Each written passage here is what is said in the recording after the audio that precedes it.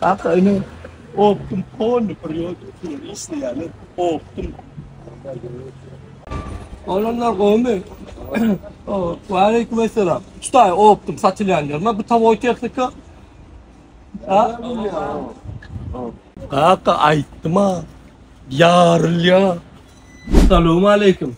Korkmam, Oğlum Armanda. En arzan satılan yer dedi doğru mu? Dasın akıllara doğru dedi.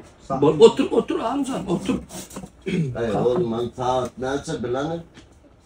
Kanka bu saatten herzi. Bu saatte o. Ben nereden bileyim?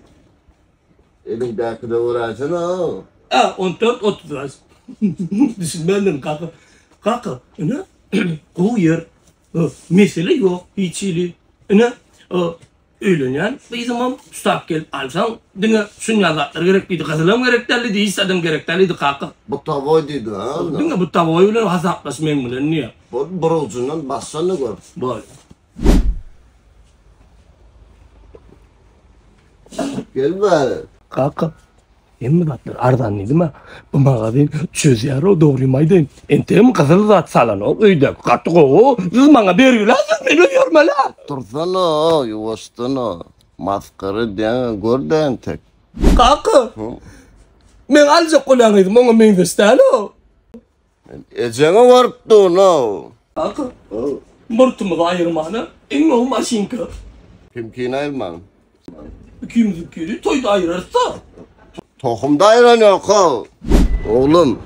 Alacak dedin alma neyse. Gımbada düştü ha. Kanka.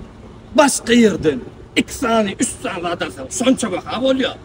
Zerette alnanga brava kakacan. Zerette şu 2 saniye atarsak pulumu sulara veriyen bunlar optum dine. Doğup yatırlar kakacını maydı. Dostum gel. Onu alıp sadaklasın. Maşini vururuz, onu vururuz. O vururuz. Böyle mi? Böyle. Çavuş. Maşini falan reis ederse. Yok. Onu tutarız kanka. Hadi.